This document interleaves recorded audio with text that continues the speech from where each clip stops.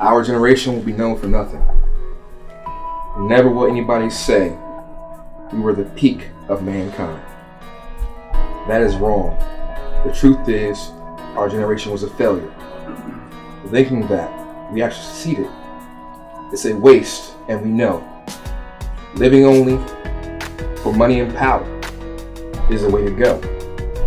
Being loving, respectful, and kind is a dumb thing to do. Forgetting about that time. We will not be easy, but we will try. Changing our world for the better is something we never did. Giving up was how we would handle our problems. Working hard was a joke. We know that. People thought that we couldn't come back. That might be true. Unless we turn things around.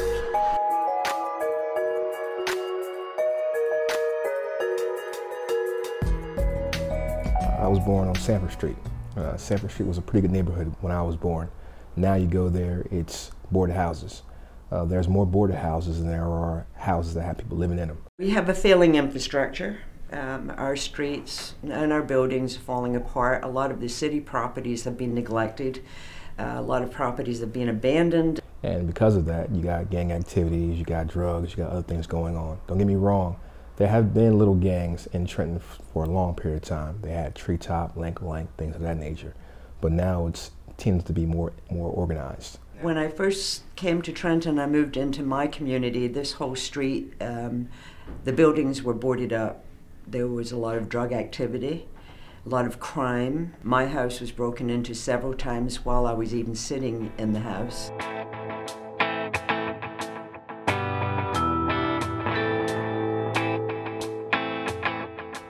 Everybody looks at the unemployment rate throughout the country right now. It's between 6 and 7%. But the African American community, it's almost triple. Our city right now is in a pretty bad state, but it still can be saved. I'm going to stay here and we're going to move forward because this city has so much potential with its arts, with the history. If you think about the history of Trenton, George Washington's first victory in the Revolution was a block away.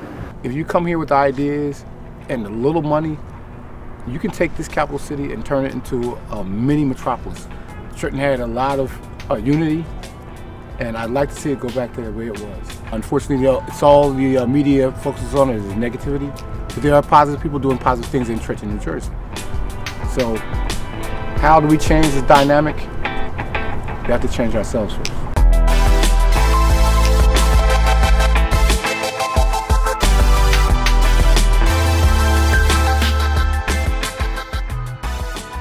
My name is Perry L. Shaw III. I live in Wilbur Section, Trenton, New Jersey. I am the Executive Director of A Better Way. A Better Way was established in 2006. In all places, it started here in this house. We didn't have a building. We didn't have a location. We had this house. My wife talked with her, long conversation. I said, babe, there's a need for a program and we don't have a space. Can we utilize this house? And she said, yeah. And so it was nothing to see a Crip going through the front door, blood coming through the back door, and they will understand this house was Switzerland, neutral territory.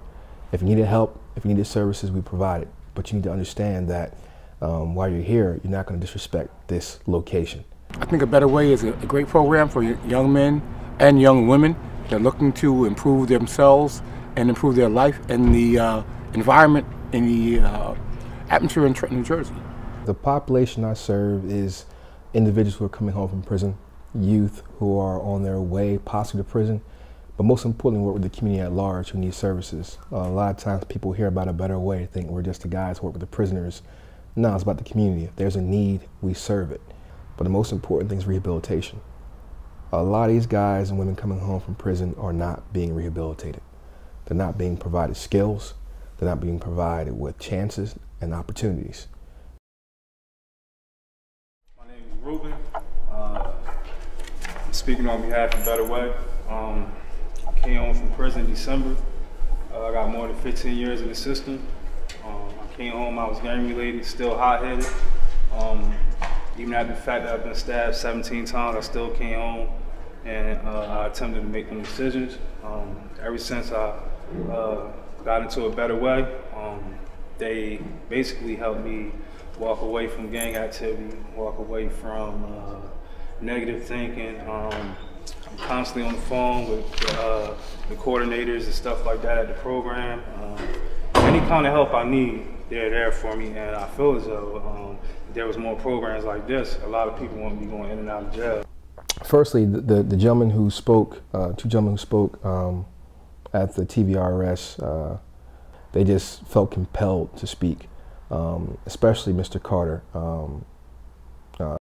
He basically spoke about some of the problems and issues he'd been through. That gentleman has been shot, 5 times and stabbed about 17 times. I can only speak for myself because I've been through a lot. And what I used to do was go to different neighborhoods and do a lot of things I wasn't supposed to be doing, which led me to almost get shot in my face 7 times and getting stabbed up 17 times. So I got a daughter now, so it's like I had to put all that stuff to the side and do some things different, which is why I'm sitting in this group today, so that I can raise my daughter good. It's not easy for him because when he was out there in gang life, he did make a ton of money, but he understands, you know what? My daughter, my daughter, my daughter, my daughter. That's his north. My name is Shamika Leary. My occupation is I'm the owner of Imagine Inside Designs, which is an interior design company. I moved from my mom at like 16, so I was out living on my own apartment. I was introduced to it and I learned how to do it. Like far as cook drugs and go get them. I think I did that for like 3 years. Then I got scared. I started like being paranoid. I started thinking people was coming up my fire escape in my sleep. I tried to move on and go another way. I went there to the better way. I faxed all my paperwork to all the tractor trailer companies through their company. It wasn't the same kind of money, but it felt better. Like I didn't have to look over my shoulders. I didn't have to feel like somebody coming to get me. I just need to find myself and figure out what I want to do, and drugs was not it. She took the start of what we helped her do and made it a successful business. And she's a beacon, a shining light in Trenton to show that not only because she had a record, but because she's a Trentonian doing it. I'm not saying we're a miracle program, but we sit here and we listen to the problems and issues individuals have. They don't get that too many places because of the fact when they walk through the door, they're labeled as a convict, as a felon, as a thief, as a murderer, as a drug dealer, as a drug addict, as a prostitute. When you walk through these doors, there's no label. You're just you. We're not concerned about the mistakes you made in your past. We're concerned about where you are right now and where you want to go to.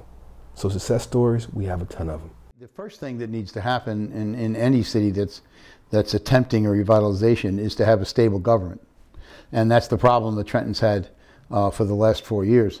The government's been, we'll say kindly, less than stable. And a lot of the folks who historically were in Trenton in civil service left it when this mayor came in. And so you were caught in between a lot of incompetence and a lot of instability that would definitely not attract an economic development package from any major developer or any investor. We've seen it, it hasn't happened. I believe people are ahead of government. We're going to keep on doing the work. Government's going to catch up. And when they catch up, we're going to go do another milestone. So we keep on turning around for government to catch up. It is what it is. If they don't, so be it. We're going to keep on doing the work. My name is Marge Caldwell-Wilson, and I'm a councilwoman for the North Ward of Trenton. And I'm pretty much a city legislator. It's good to have people who understand in the political realm of what we do. What they do with the reentry program is amazing because they actually give people coming out of the penal system, they give them hope that they can actually be successful citizens, that they can actually get back to work and get on their own feet and feed their family and get their own place to live, and they don't have to go back to a life of crime. Tom Clark is the Executive Director of City Works. Perry Shaw and I, of A Better Way, have had a significant relationship over the course of the last, I'd say, 5 years. Anytime anything needs to get done, he calls on our guys and they get paid a good wage. When we did the houses on Carteret Avenue, I think we totaled 42 of Perry's guys actually worked at certain times on those houses. There was a painting crew, a lot of demolition and hauling crews that worked up there. So we try to do that as much as we can.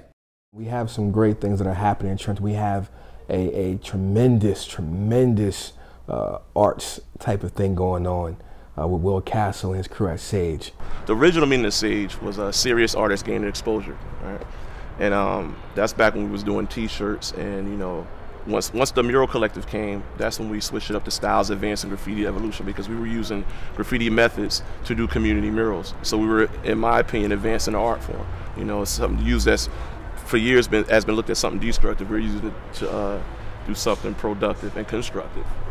So it's been really great to be able to show kids that you can take anything and build it into something really different, and the only thing that's stopping you from doing it is yourself.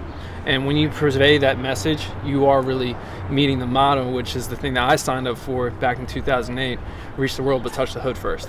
You know, and that's the thing, like, you can't rely on just one person to keep things going. You have to step up and do the work. Eventually I won't even be here anymore, you know, but your ideas can, and you never know who's going to take it and run with it. You never know what kid out here just paying attention the same way I was, the same way Kyla was, Wills. It's that kid paying attention, you know? It's like, yeah, I want to do that when I get older. And then you good. If you get to one, you good. Last week, I know some brothers here were saying about how the youth in our community is kind of untouchable right now. That we can't really work with them, or they don't really want to change. At men's group, you see some guys crying. You see some guys talking. You see some guys yelling, but they're getting it out. We tell the guys, when you come, get naked. Leave all your problems and issues here. So when you go home, they're not with you. We all got our problems and issues and struggles we go through every single day. But the problem is, you know what we do? We chunk. We suppress. We push it down. And then it comes out when we play them things. It comes out at the wrong period of time. You may be mad about one thing, but you take it out on something else. So I'm going to continue to be supportive to every single last one of you brothers in this room, so we all can be that success story. Every single last one of us. Wisdom was made for the elders, and war was for the youth. This youth right now has got to make a war on these things that have, one, controlled them for so long, because when you see it in the video that they getting this kind of money doing this harm to their people, that should make you think, how long do I want to kill my people? I'm only 24. I started selling drugs at 13. I had my daughter at 17. Till she was 3, I was still doing it. I sold drugs to my father, my aunts, whoever had the money, they can get it.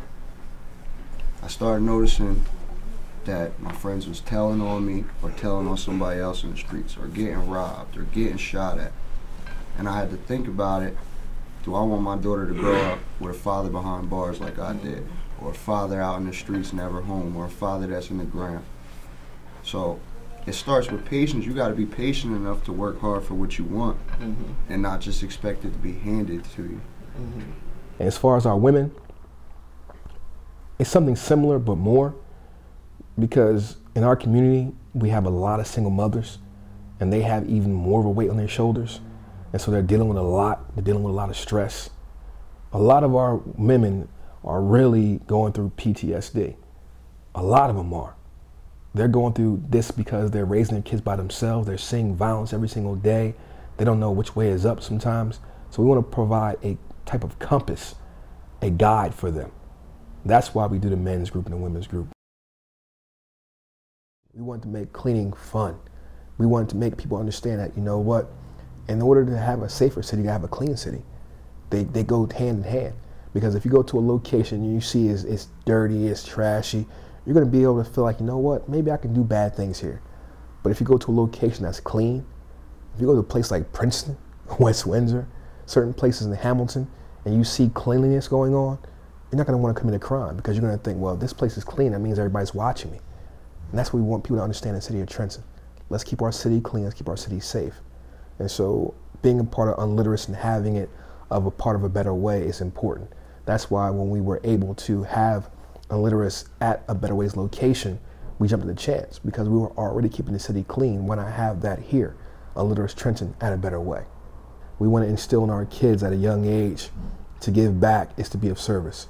To be of service to your community is even better. And we want to instill in them and show them, don't do it because it's a requirement of school. Don't do it because the church asked you to do it. Do it because it's in your heart. The possibility for a place like Trenton, with the river, with the transportation, and with another coming good government, could very well blossom. Yeah. So that's my goal, is just to keep doing it. As many places as I can, reach the world, touch the hood first. I want to travel the world. I want to see shit that I ain't never seen before. Yeah. And then bring everything I learned new back home. Yeah. And that should be every artist's duty. Travel, live your life, but don't forget where you came from. Y'all remember that poem I read to y'all? Yes.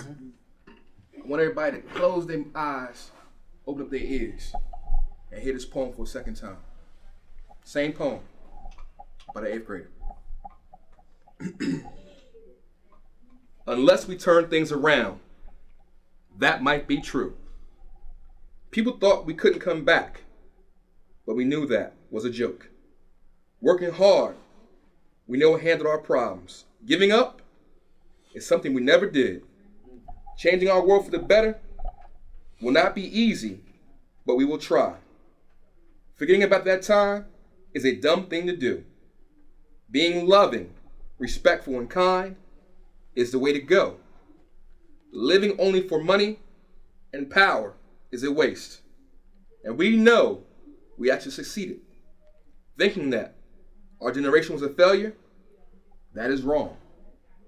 The truth is, we were the peak of mankind.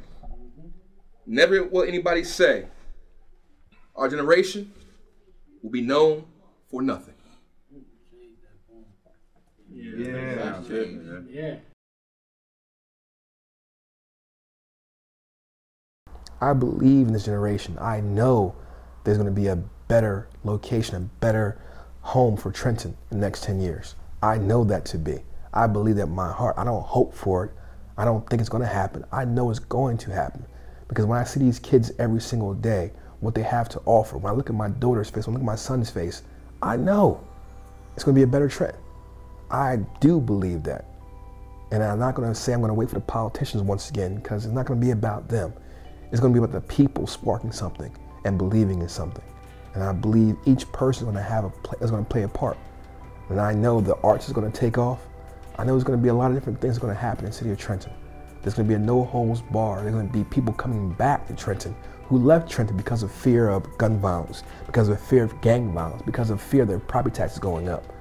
You're going to see Trenton be that mecca once again. Education is going to be here in Trenton. We already have the College of New Jersey in downtown Trenton. You're going to see Rider wanting to be here, Rutgers. You're going to see those places, those colleges, those universities want to be more involved. They're going to want to be engaged, because Trenton is going to be even better than it was 50, 60 years ago. It's going to be better. It's going to be that slogan, what Trenton makes, the world takes. And what we're going to make is leaders in Trenton.